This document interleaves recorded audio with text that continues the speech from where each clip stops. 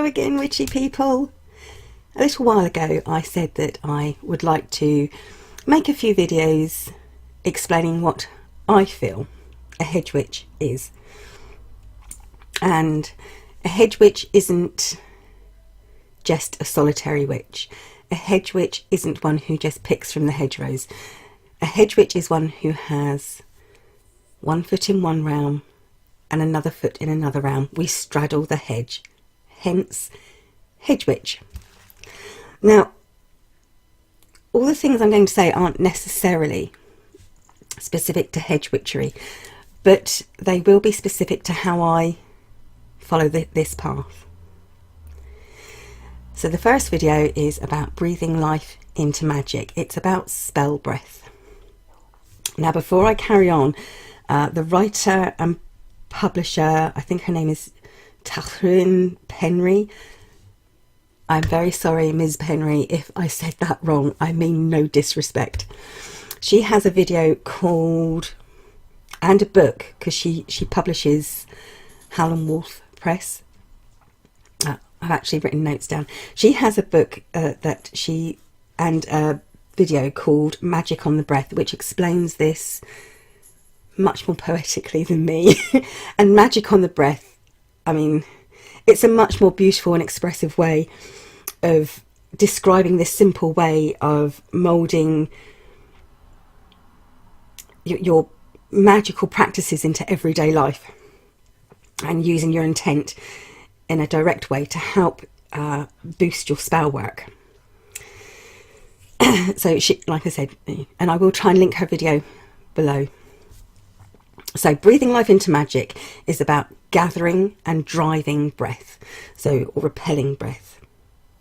So when you're a witch, everything you do plays a part in this spiritual path that you tread. Looking, walking, talking, seeing, feeling, touching, and yes, even breathing. So how does it work and what do you do? What is SpellBreath? Have you ever held your breath in anticipation? You know, taking in all that hope into just one breath and then gasping out a force of held breath to drive away the last obstacles as you believe you have won or achieved what you held your breath in the first place for. Well, congratulations, you've just done a spell breath.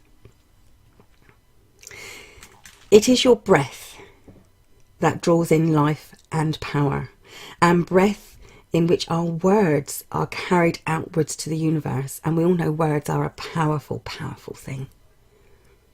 In many cultures throughout the world, in their language, the word breath is exactly the same as the word for spirit.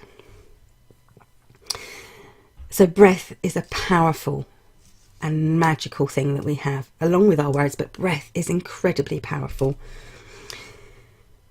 What we also have to note and understand is that breath, although there are different techniques of breathing, the way you breathe can alter your perception of reality.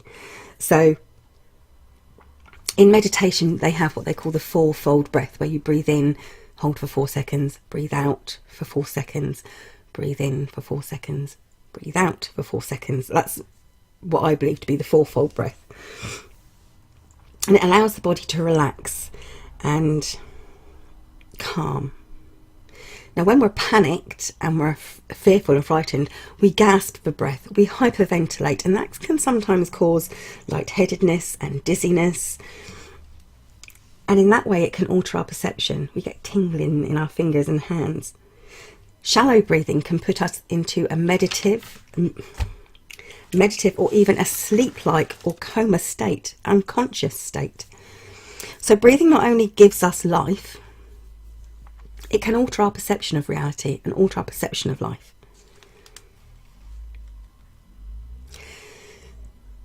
Quite simply, when we breathe out, we are exhaling energy.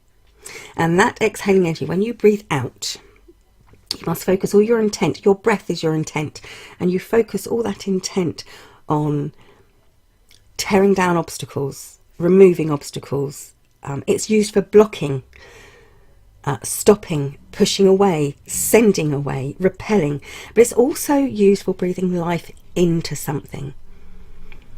So charging talismans, empowering and healing outwardly. You ever hurt your hands when you were little, sort of fall over and scraped your hands on the floor and on the pavement, and your mum's come up and she's taken your hands into her hands and just breathed onto them to make you feel better.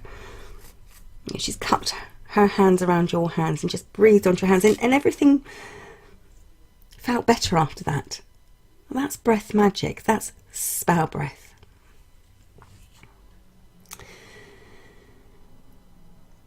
You can use this exhalation technique for directing something with energy and putting energy into something. Now, when you're inhaling, this doesn't mean that you're taking energy out of something, although you are, in a way. You are drawing energy from around you. You're breathing in. And this technique is used for pulling and drawing things to you rather than away from you. It's good for healing rifts and arguments, that kind of spell work. It's good for storing energy. You take that breath and you store that energy, and then you feel. It's for self-healing. You feel where you need that energy to go to self-heal. It's good for attracting things to you. Breathing in itself should be an act of focus for absorbing and releasing controlled energies. This is spell breath. The way we breathe, using breath as like a carrier for energy. It's a carrier of intent and magic. Can and will affect your spell work and your magic. A slow, calm breath inwards will achieve a different result than if you take a sharp intake of breath.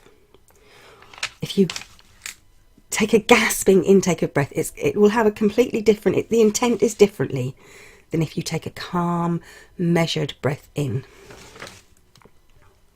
A slow, soft outward breath can be used totally differently from a gust from my lips, from a deep blow.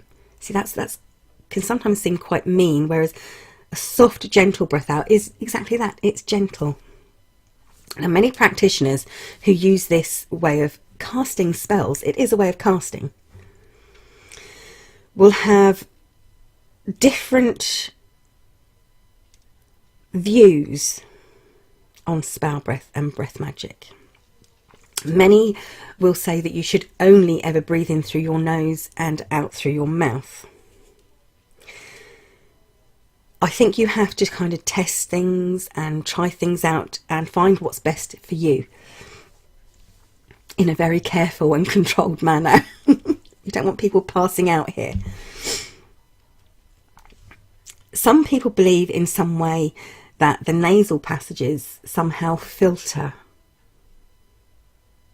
what you take into your body, and you don't need a filter to expel anything.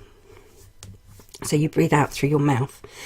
So if you believe that the nasal passages, as some do, protect against negativity, then use that method. That would be the method that's best for you.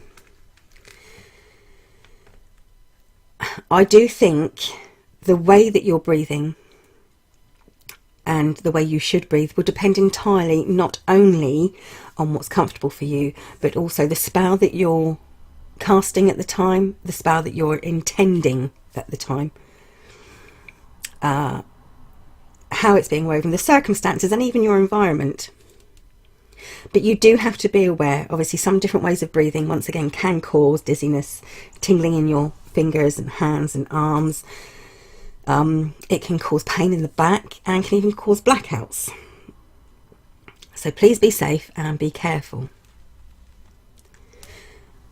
So, spell breath. You breathe in for healing and to draw things to you. And whether you do that through the nose or the mouth is entirely up to you.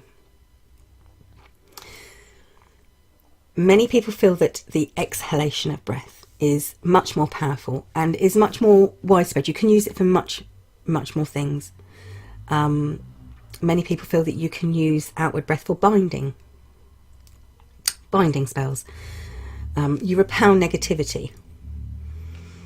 You can put an obstacle in the way and block things. So you build a wall with your breath. And a lot of it obviously is to do with how you visualize and your intent. You can't have anything in your head that disturbs you from doing a spell. And in the same way, you really can't use an in and an out breath in the same spell. It would just be confusing. And you may reverse the object of your spell. So you may, what you bring towards you and what you want away from you may be switched, and you'll bring towards you what you don't want and drive away what you do want. So only concentrate on one thing, and as Ms. Penry says, keep it simple. Now, I have just actually ordered from Wolfenhowle Press her book Magic on the Breath, and as soon as I have read it, I will let you know what I think. I have the distinct impression that it's going to be amazing. It's wonderful to know that somebody else out there uses this spell breath. They explain it differently, they use it differently, but it's still along the same ideas, and it's kind of comforting in a way that you're not the only person that you know that does this. And I think we all do it. Like I said, throughout our lives we are raised using magic and creating spell work, and we don't realise it. You blow candles out on a cake on your birthday and make a wish. That's a spell. And we do all these things. When you hope, when you hold your breath in anticipation, and then you have that long drawn out breath of relief, that is spell work. It's only your intent and your desire and even your imagination that make it truly magical. That's it for now. I hope I made myself understood. I hope you enjoyed it. And like I said, as soon as I'm not going to say her first name. I'm very, very sorry, Miss Penry. I just don't want to insult you by pronouncing your name wrong. I wouldn't be that disrespectful. As soon as I get her book, I will let you know. But like I said, you can actually, if you go onto Wolfenhowle Press, I'll try and link that below as well. You can receive the first chapter in a PDF form and just read the first chapter in it. It's not just a couple of pages. It's a very long introduction.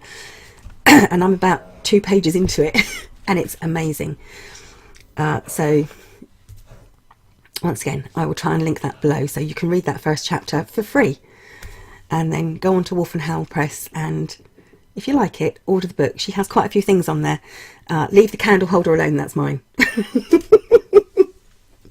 Thank you for watching, everyone, and I'll be back soon with another HedgeWitch view. Thanks for watching. Bye for now.